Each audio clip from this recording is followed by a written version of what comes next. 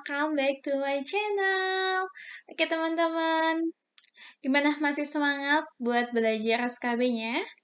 Kali ini kita akan bahas mengenai staff finance dan juga accounting, karena mereka ini agak mirip-mirip dan sama-sama ya, staff akuntansi dan juga keuangan. Mereka berkesinambungan atau berhubungan satu sama lain. Oke, let's get started. Tapi sebelumnya kalian harus tahu dulu kualifikasinya tentang bidang keuangan dan juga accounting ini. Kalian diminta untuk bisa apa saja. Di sini kan di keterangannya memiliki kemampuan budgeting, manajemen keuangan, administrasi keuangan, ekonomi makro dan mikro, serta teman-teman juga harus memahami transaksi perbankan dan juga manajemen resiko. Oke, selanjutnya sebelum itu teman-teman juga seandainya teman-teman apply-nya bidang finance di PT Bio Farma atau PT Asapri atau dimanapun. Nah, teman-teman harus tahu juga tentang PT-PT tersebut atau perusahaan itu. Teman-teman pelajari juga tentang visi misi, sejarahnya, kemudian budaya kerja atau budaya perusahaannya, dan titik bengek mengenai perusahaan tersebut. Setidaknya teman-teman gali dan baca.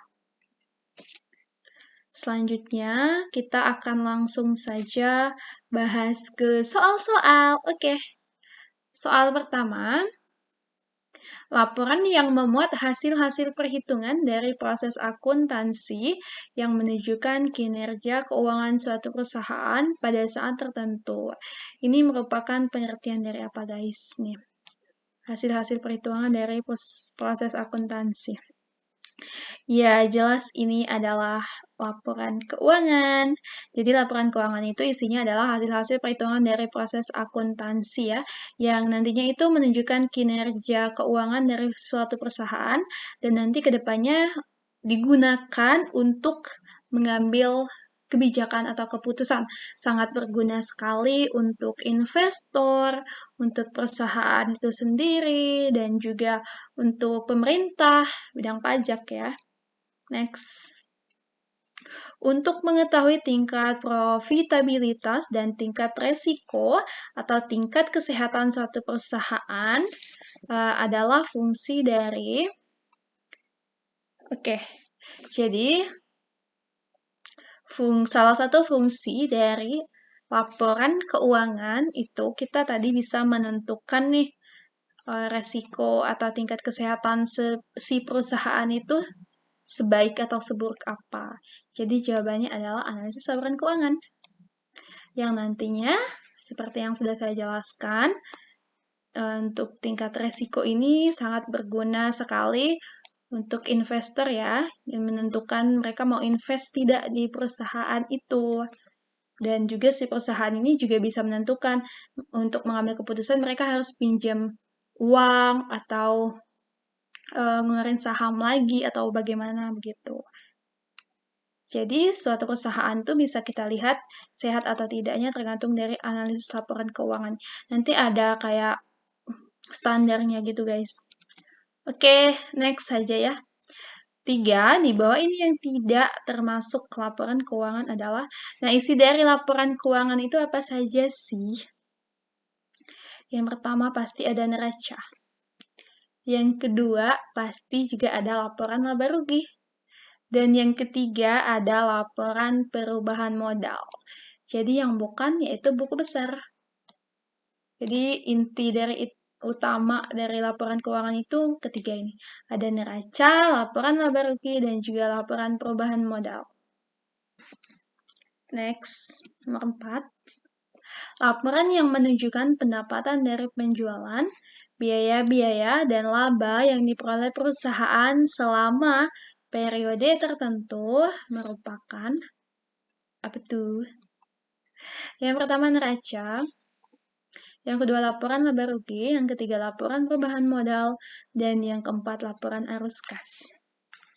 Jadi di sini dijelaskan pendapatan dari penjualan, ada pendapatan, kata kuncinya ya teman-teman. Ada biaya, ada juga laba atau keuntungan. Jadi di sini ya sudah jelas. Jawabannya adalah laporan laba rugi. Intinya kalian lihat saja nih, ada laba, ada biaya, ada pendapatan, dan penjualan. Itu adalah laporan laba dan rugi, untung rugi ya. Next, nomor 5. Liquidity ratio adalah rasio untuk mengukur kemampuan perusahaan untuk memenuhi kewajiban keuangan jangka pendek tepat pada waktunya. Yang B, alat ukur sejauh mana efektivitas perusahaan dalam menggunakan sumber dayanya. C, rasio untuk mengukur seberapa besar perusahaan dibiayai dengan hutang. Atau D, rasio untuk mengukur kemampuan perusahaan dalam peroleh keuntungan dari penggunaan modalnya. Jadi di laporan keuangan atau di perusahaan itu ada beberapa rasio. Salah satunya itu liquidity ratio. Liquidity ratio ini yaitu rasio untuk mengukur kemampuan perusahaan memenuhi kewajiban keuangan jangka pendek tepat pada waktunya, atau kemampuan perusahaan untuk membayar kewajiban atau hutang lancar atau hutang jangka pendek. Next, nomor 6. Yang tidak termasuk dalam liquidity ratio adalah, nanti teman-teman juga bisa cari ya macam-macam rasio ya di laporan keuangan. Macam-macam rasio. Jadi ada 4 rasio, ada 6, ada 8. Oke, yang tidak termasuk dalam liquidity ratio itu apa guys?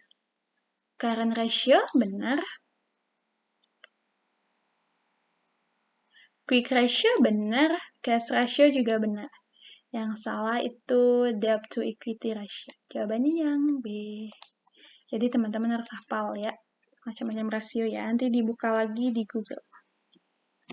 Oke, next. Nomor 7. Manakah pernyataan berikut yang tepat terkait dengan depresiasi aset tetap? Nih, teman-teman harus tahu juga pengertian depresiasi itu apa. Nanti boleh dibaca-baca lagi ya mengenai istilah-istilah accounting atau di dunia keuangan. A. Perubahan massa nilai residu adalah perubahan estimasi akuntansi yang diterapkan secara retroaktif. B. Perubahan metode depresiasi adalah perubahan estimasi akuntansi yang diterapkan secara prospektif. Yang ke C, perubahan massa manfaat adalah perubahan estimasi akuntansi yang diterapkan secara retroaktif. Atau yang D, perubahan nilai residu adalah perubahan kebijakan akuntansi yang diterapkan secara prospektif. Yang ditanya adalah depresiasi aset tetap. Jadi jawabannya adalah perubahan metode depresiasi. Perubahan estimasi akuntansi yang diterapkan secara prospektif. Jawabannya yang B. Ada tulisannya nih, depresiasi. Ini nilai residu. Nilai residu. Ini apa? Perubahan estimasi manfaat. Bukan ya guys. Jadi cari aja yang kata-katanya udah agak mirip juga di soalnya gitu. Nomor 8. Pelaporan keuangan yang diterapkan di Indonesia mengenai adanya basis accrual dan juga pemenuhan anggapan going concern atau suatu entitas. Mana dari pernyataan berikut yang paling tepat tentang pelaporan keuangan? Mengenal adanya accrual basis. Nih, teman-teman nanti boleh baca-baca lagi materi tentang accrual basis juga ya. Accrual basis dan anggapan going concern adalah wajib diterapkan agar memudahkan para pengguna laporan keuangan. Atau yang B, setiap perusahaan pasti going concern, oleh karena itu basis accrual wajib dipakai. Atau yang C, perusahaan yang diragukan going concern-nya maka tidak harus menggunakan basis accrual. Atau D, penerapan basis accrual tidak boleh kaitkan dengan anggapan going concern.